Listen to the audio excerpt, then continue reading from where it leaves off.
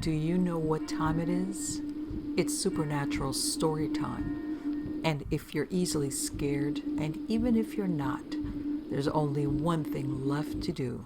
Just turn off the lights, because these are stories that you listen to only in the dark. Stories from the Other Side of Midnight, Volume 1, Story 1. Well, here's my story. My buddy Gilbert and I drove from Dallas to Lake Monticello one Friday afternoon. Neither of us had a boat, so we sought out good catfish holes bank fishing. This was in the late 70s. We had found this spot a year or so ago and had many trips down there. The spot was a cove and a good place to fish. We got there before dark and my buddy took off walking the bank, bass fishing while I catfished. Right before dark, he came back and was spooked for some reason. Now, he and I have been fishing partners for years and have even walked through graveyards to get to a good hole, but we never experienced anything like we did this night. I knew Gilbert was spooked, but didn't sense why. He would all of a sudden hear a noise and holler out, "Who's there?" or just get nervous. I teased him some until I started to get rattled also. While catfishing, we would see stuff. Like, for one, there seemed to be eyes glowing from the water. At one point, as the moon was bright that night, we saw eyes and moved closer and could see the outline of 3 bodies in the sand, under the water, at the edge of the bank. We could see them on their backs, one with arms folded and crossing the heart. Mind you, it looked like they were formed by the sand, not bones, but looked exactly like bodies, and they were looking at us with glowing eyes. As it was winter, we would occasionally go get in my truck and fire up the heater to warm up, and at one point, I looked ahead of the truck at the woods between us and our fishing poles and saw a man standing there, looking kind of like a picture that you see of Jesus, robe and all, looking at the ground. I turned the headlights on and could still see him. I got out of the truck and walked towards him. As I got out, it looked as if he had turned his head to look at another part of the ground. I moved closer, and he was gone. Nothing there. Not even a tree or bush that could have tricked my eyes. Later, during another warm-up, I got out to pee. I was doing my duty when I caught a glimpse of a huge black dog standing about 10 feet away, just looking at me.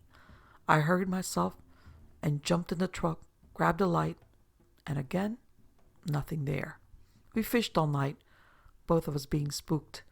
We kept seeing eyes glowing from moonlight or whatever, but once sun came up, Gilbert took off walking the bank again, and looking back on this episode, he seemed unafraid. I got up and started walking around and was surprised to find hundreds of small skull-shaped objects. They were just flat, white circles, but I could make out the eyes and nose holes as well as the mouth with fangs. Looked like flat dog and cat heads. I moved around to an old pier, and while fishing from it, I looked down in the water and saw what looked like moss, but I could see the shape of the arms, both legs. One was gone at the knee, the body and head, and the eyes were glowing at me. I stuck my rod down in the water and swished it. After the water settled, the object had sunk down further, but was still there. I have since heard that somewhere on the lake there was an old cemetery that had also been used as a dog and cat graveyard, and the water had come up over it when the lake was built. I don't know if this is true or not. A guy I worked with in Dallas was from Pittsburgh and a small town southeast of the lake, and when I told him about my story, he said as a kid growing up, he had heard about a haunted place somewhere in that area. The lake was not built yet when he was a kid. Monticello was built in 1972. Like I said, I've fished the numerous times before, but many times since, and never saw anything.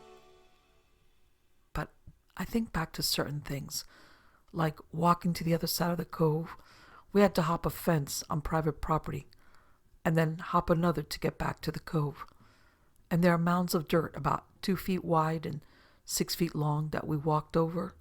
Also, I waded out in water one time, trying to unsnag my line, and stepped into a large rectangular hole, and water went up to my waist. I don't know if it's possible to put something in water to dissolve bones or not. We never saw actual bones, but there was no mistaking the shapes. This being warm water lake because of the power plant. I did not really believe in ghosts before this, but I know for sure that we saw something that night. Story number 2. So I started hunting with my father-in-law in far eastern Oklahoma about 13 years ago. He has a 1,000-acre farm for the last 35 years. It's within a greater 12,000-acre ranch. In the old days, the area that is now his lease and the rest of the ranch used to be an area where back in the early 1900s felons would hide out from the law, basically moving around the thick, holly wooded oak stands while running from the law. Since he had the lease since the mid-70s, he's had very little problems with trespassers. When he is at the lease by himself and not in the deer stand, he wears his 357 on his hip. Keep in mind that the first year I hunted with him on his lease, I was engaged to his daughter and just out of college. The thick, very dark, and somewhat spooky woods at night were very new to me, as I was born, raised, and still reside in Orange County, California.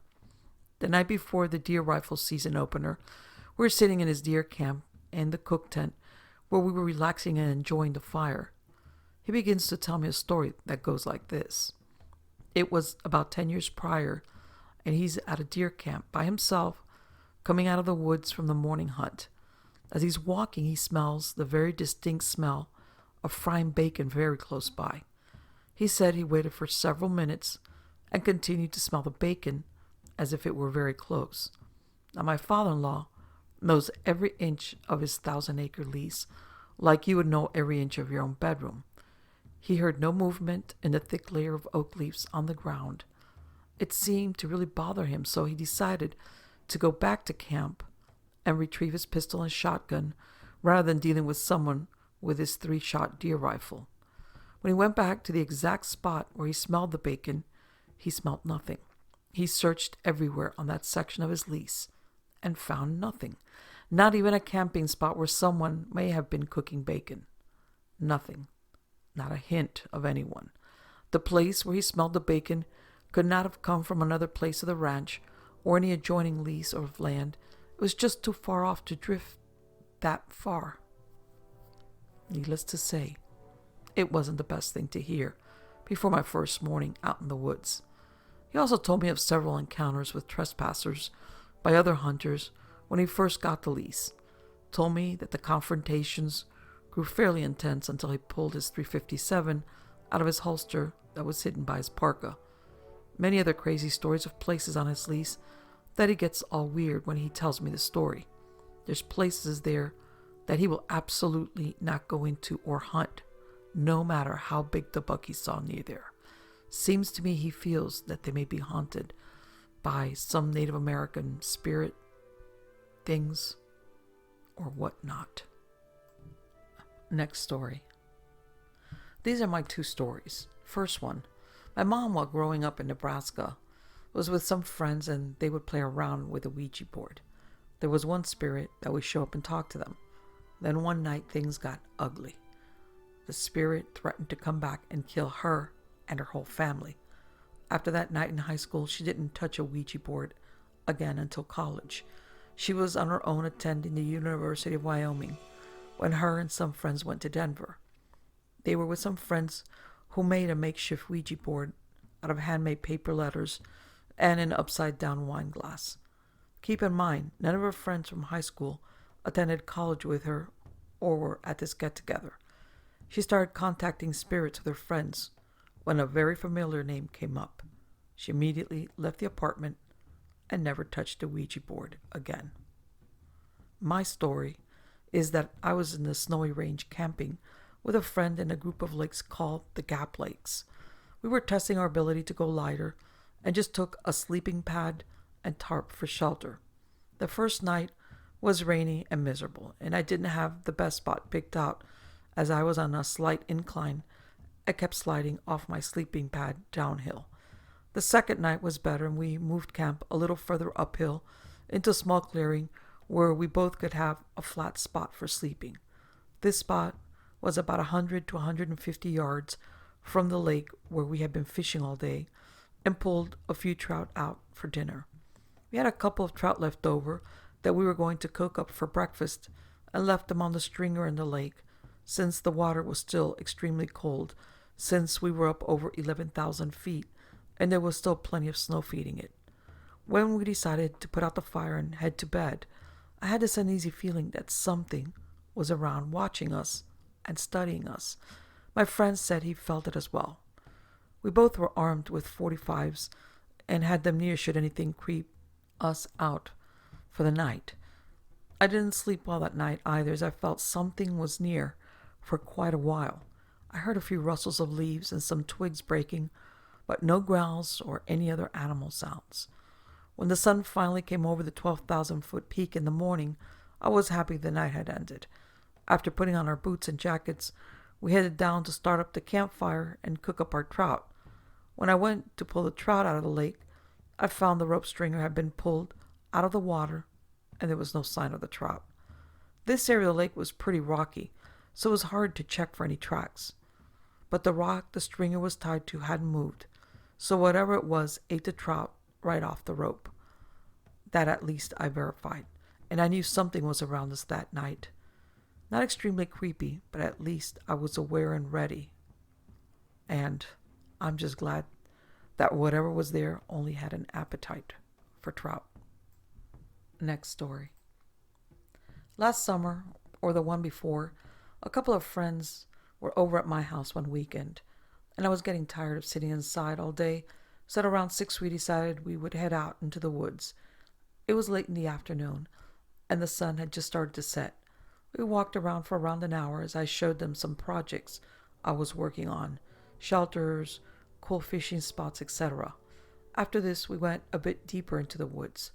By this time, it was almost dark, and my friends are not real outdoor hunter survivalist types, so they were getting a bit spooked. The three of us came to a large open field, and at this time they mentioned that we really should head back now. I agreed, and we had just turned to make our way back through the woods when I got a real uneasy feeling in my stomach and a strange feeling in my neck. A kind of WTF is going on sense. Then suddenly, a headlight beam from what looked like a large van could be seen in the tree line over that way. My friends both looked at me with bewildered looks on their faces. I guess they thought I would know why a van would be in a forest, not on a road. I very quietly told them something along the lines of, "I don't like this." So we started to creep back the way we came. That's when shit got real weird. We all heard a screech, not like anything I've ever heard before. Anyway, I'm not sure what this noise was caused by, since we were out of sight of that vehicle. It could have been something mechanical, a person or a creature or animal. I'm really not sure. But when we heard this noise, my friends turned pale. We all stopped again and stared at each other for what seemed like an eternity until a thumping far off broke the silence. Their eyes widened, and I whispered in the strongest voice I could conjure up, "Let's get the hell out of here." I was terrified and curious at this point, but tried not to show the fear. After all, this is where I feel the most at home. Now, right after I uttered those words, the thumping came again and again, drawing closer and closer. That's when we just took off running as fast as we could to my house. The entire way there, this thumping seemed it followed behind us, and at times seemed like there was only 5 feet behind. After a good half mile, a 1-mile sprint back to my area of land, we burst through the tree line, panting. We all collapsed in tall grass, far from the tree line, and just listened. No one said a word. The thumping continued to the tree line, then stopped. After a solid half an hour, we crept back into my house, went in my room, and locked the door. We proceeded to freak out and stay up the entire night. Next story. When I was about 15 or so, every Sunday our family went to the local pub, which was in the nearest village about a mile from our house. Anyway, one night, I wanted to go home early at about 10 p.m., so off I went walking, pitch dark and on a small country road. When I got a couple of 100 yards up the road, I could hear footsteps behind me. I looked back and saw a man walking behind me, about 50 yards or so. I thought it was someone else from the pub, so I shouted hello, and no response. I kept walking. Just then the lights from a car came towards me. I looked back to see if I could see who it was, and he was gone. The car passed, and I heard footsteps again. Looked back, and he's there again, keeping the same distance. I didn't feel threatened, but somehow didn't want to find out who it was either, so I kept walking.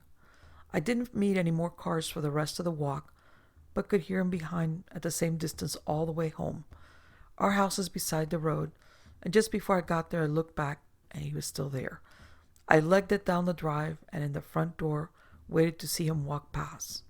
But no one passed. I had a feeling it wasn't a real person. This is my other story. My mother died when I was 20. The night we buried her, I was sleeping on the sofa in the living room. My now ex-girlfriend was sleeping in my bedroom. I woke in the middle of the night and something was in the room with me. I didn't want to open my eyes because this thing was pure evil. All I knew was that pure evil was there in the room with me. I didn't move or open my eyes because I didn't want to see it. It left after a minute or so. There was no smell or sound, just a feeling of the evil and badness in the room right beside me.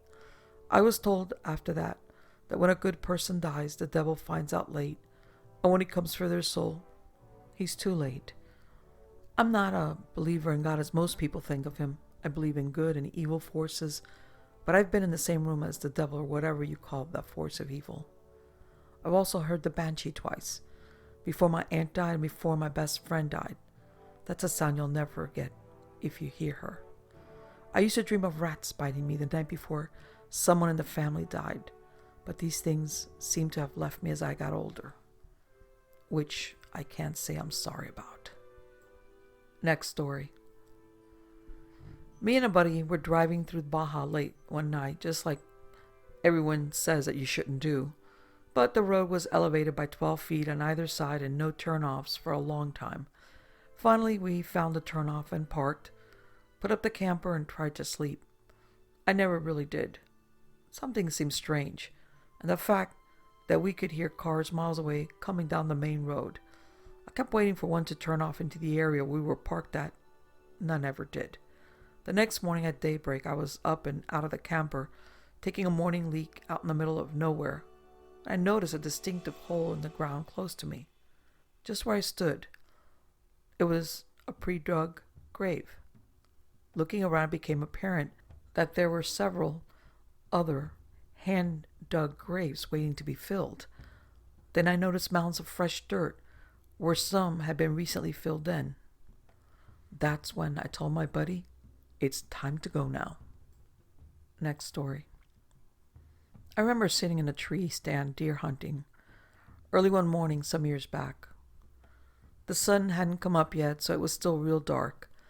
This squirrel had woken up and must have had a nest up the tree above me. I listened to him for a bit, and then I heard this blood-curdling scream. It sounded more like a rabbit, but it was that squirrel, and now had come into the tree at some point and gotten him. Scared me to death.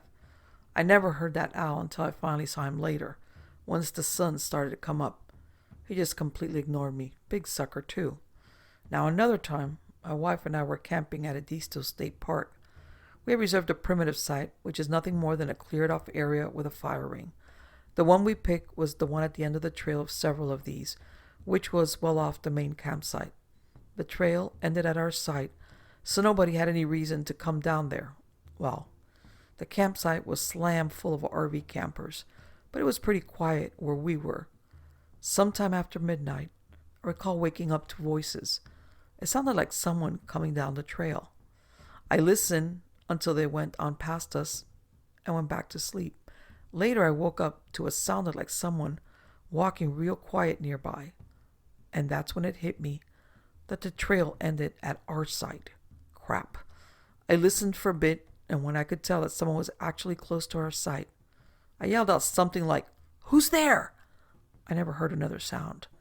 I lay there for a while, but I just couldn't shake the thought that something was really wrong. Now, I grew up outside. I've been camping, backpacking, hiking, hunting, fishing, just generally outside my whole life. I've had plenty of times when I got spooked as a kid, but I was just chalked it up to being a dumb kid. This was the first time I ever had that really sinking feeling like something just wasn't right. I eventually woke my wife up and told her. She said that maybe we should leave, and I agreed. I went and got my truck and drove it down a side road as close to our side as I could. We packed up and hit the road. I've never done that before, and for the longest time felt like a real moron for doing it. But now that I've become older and wiser, I'm glad I did. Another time, she and I were cabin camping at Oconee State Park in the winter. It had snowed the night before, and there was snow on the ground already, which made for awesome hikes up to the Tamasee Knob. We'd never hiked this trail and were looking forward to it. We got an early start, and as we followed the trail, it meandered its way up the mountain, following a ridgeline to the knob itself, which is a lookout point over the Jocass Gorges. It's a decent hike, several miles if I remember correctly, and goes through lots of different landscapes. One of the cutbacks went up through a thick stand of rhododendrons. The sun was still low, so in this area it was fairly dark. As we entered, I got that old sick feeling, like something was just really wrong. My wife didn't feel it, but she could tell something wasn't right with me. Since I never hiked this trail, I didn't know how much further I had to go, so I decided to keep on. In the last bend, before we cleared the thick stuff, I remember seeing a pair of kids' sunglasses hanging from a low branch. For some reason, that really freaked me out. Once we got through the area, I was fine, and we enjoyed an amazing vista once we reached the top. On the way back down, I was weary and even considered trailblazing around this area, but we went on through without a problem, and I never felt that again on that hike. I don't know what it was that got my skin crawling, but I know that it was something I couldn't explain. I've had mountain lions and black bears, and I've seen bears before, and animals don't generally bother me much, but maybe I'm thinking that it wasn't an animal. Maybe it was a person or something. Who knows? And I'm glad I didn't have a repeat of that experience. Next story. Back in 1990, we had an old World War II German mortuary on our base. An old section of the base that we patrolled, but it wasn't really used for much other than exercises. Anyway, there were lots of stories about that place over the years. Lights, sounds. A couple of guys even reported the sound of gunfire. One night, about 2300 hours, we were driving past on patrol when boom boom, spotted a light inside, like a lantern being carried through the rooms. We dismounted and entered, only to find no one inside, searched the place top to bottom, and the entire time every one of us felt like there was someone watching us. Probably just nerves, but it was still creepy as all get out. Once we cleared the place and returned to the Hummer, we decided not to report it. As we drove away, our mentee looked back and freaked. He claimed that he saw the light again in a window and what looked like a person holding it, watching us drive away. Discretion being the better idea, instead of explaining to the shirt that we were hunting ghosts, we kept going. You got to love partially cloudy, cold full moon nights on patrol where ghosts wander around. Next story. Growing up, I spent a lot of time on my grandparents' farm in northeast Oklahoma. What I loved about this place was that the eastern border of the property was the Arkansas River. I spent most weekends and so many summers on that river, stalking and killing coyotes, and never had any bad feelings. I was the top of the food chain.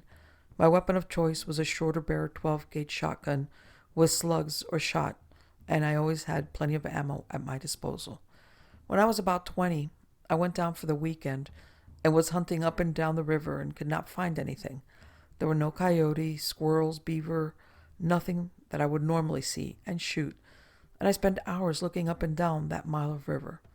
I finally gave up and decided to work on my fire starting skills and was having no luck and decided to start heading back to my motorcycle. As I'm walking up the bank, I'm getting this feeling in my gut that something's just not right. Don't know what it was, but my first thought was that there was a snake around, and so I had my eyes scanning the ground around me.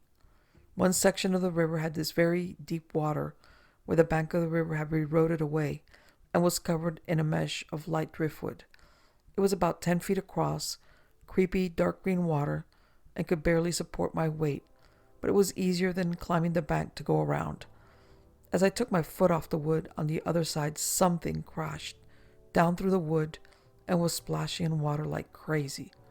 Through the splashing, I could not tell what it was, but I knew I needed to get the hell out, and now.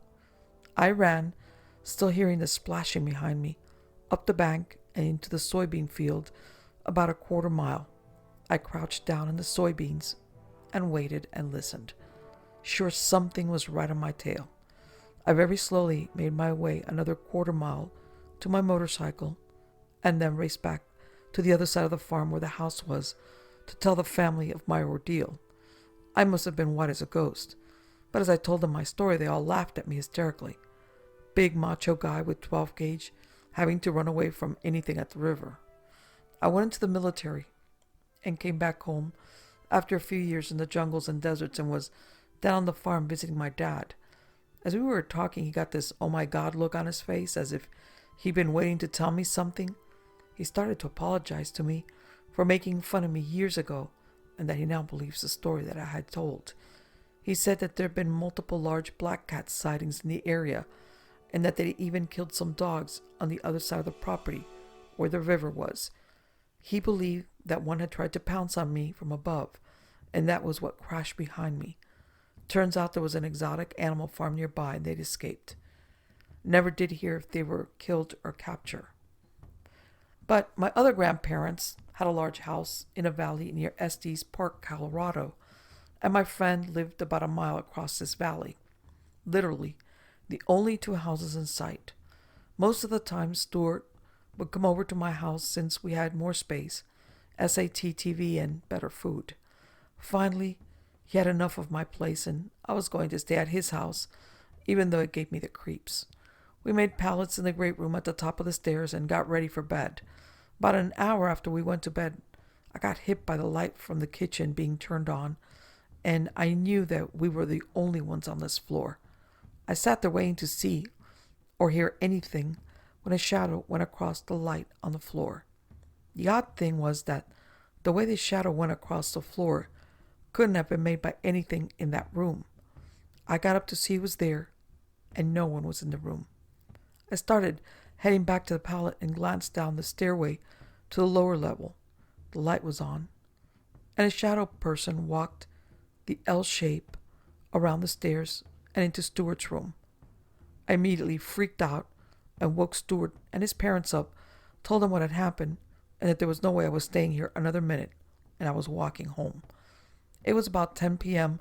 when I started my walk, and it was snowing pretty heavy, and there was about 2 feet on the ground already.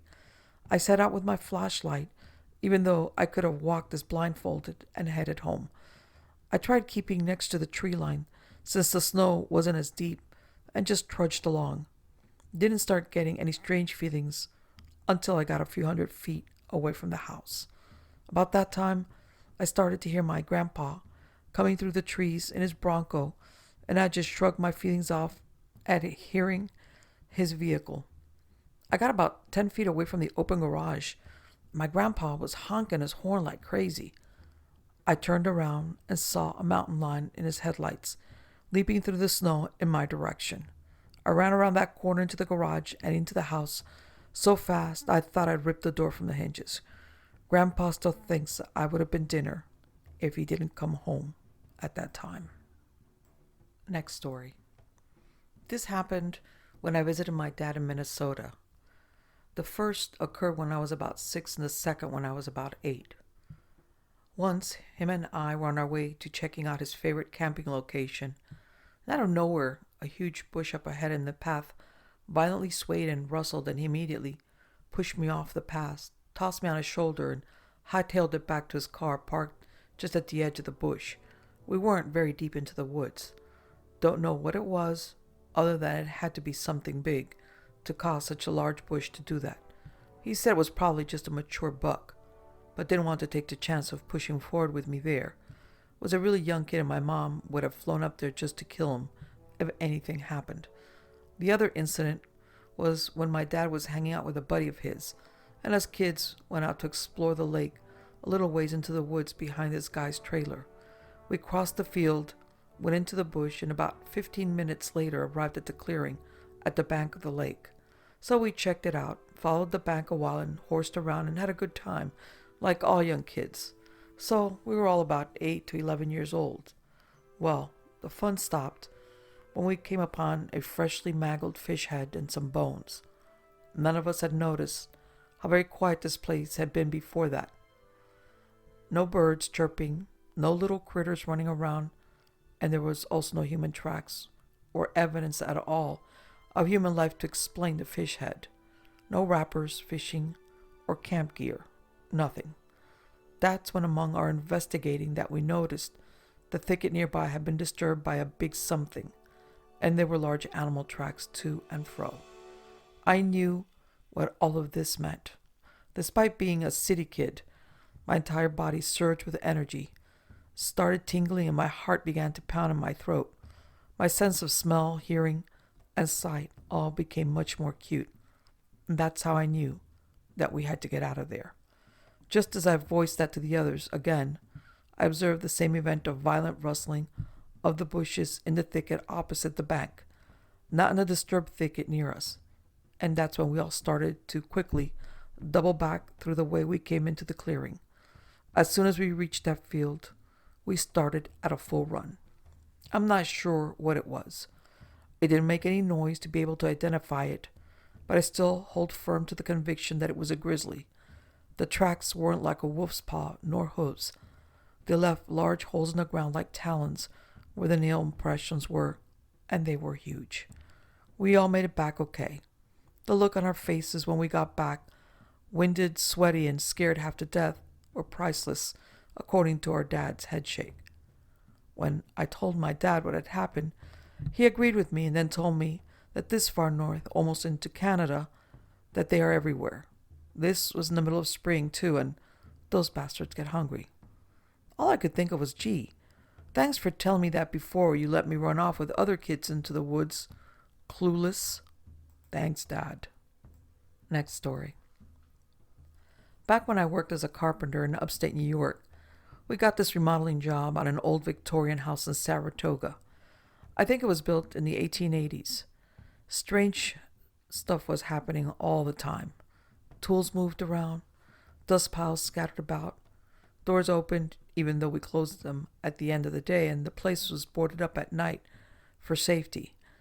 One day, while we're working in the basement, me and this other guy felt and saw out of the corner of our eye someone walking past us and turning into a back room. It was so real we didn't think twice about it. 2 minutes later, we looked at each other and said at the same time, "Did you see that?" Then there was a scream. We ran down there and nothing. At the end of the day, we had a meeting with another guy who was telling us how he got there early and was saying his rosary when his necklace fell off in his lap. He had a gold cross and a Virgin Mary on it. When he picked it up, it was still clasped. As we told him, no way, it happened again, in front of us, and still clasped. Needless to say, we grabbed our tools and didn't go back. All of us requested to be transferred to another job site. Even to this day, just thinking about it gives me goosebumps. Next story. In August of 1972, I was hiking south on the AT in Maine and had gone into the mountain stretch after the relatively easy first 80 or so miles. I got to a paved road after coming down an elevated area and thought I would take a right and follow always as I needed water. I hadn't gone too far when an abandoned small 2-story house, not lived in for some years evidently, showed up on my right. I stopped inside a minute checking for possible layovers as it was threatening to rain. Figured I could stand it if I caught a bow and broomed the floor a bit. I grabbed my water bottle and went up the road away. Now, it's when things start to get weird. There was another small house on my left. I walked up to the door and knocked. Shortly, a female around 18 or so came up, and after I asked about getting some water to fill my jug, she responded yes enthusiastically.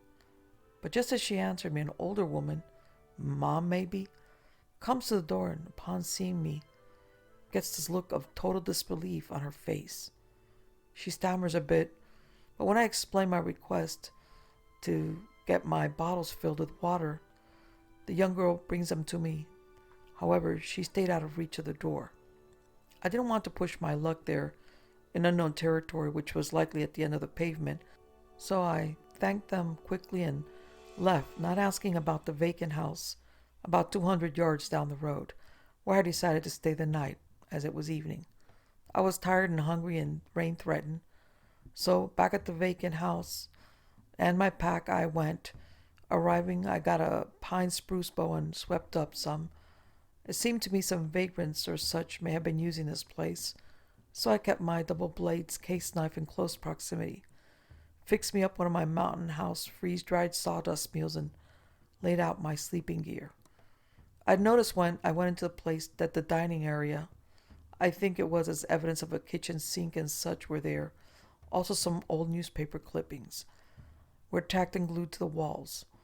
A place or two, quite thick, so I began to amuse myself reading them by flashlight, as I wasn't really tired yet. Imagine my surprise when one of the clippings, all of them about some dramatic events that happened in that area, was about a fella with my exact name dying in a house fire nearby that area just a few years previously. Somebody the older woman knew, perhaps, and maybe I resembled him. The clipping said he was a trapper, a woodcutter, and a hunter. Talk about the creeps now. I turned in shortly after, but slept fitfully. It was a dark night, and I often rose and swept around with my flashlight, but no boogers showed up. Nonetheless, first light, I broke up camp, so to speak, packed up, and got the hell out of there, back onto the trail, where, as luck would have it, it was spring. About a half mile further up, I stopped and cleaned up gear and rinsed out sacks, clothes, and rested up before hiking on.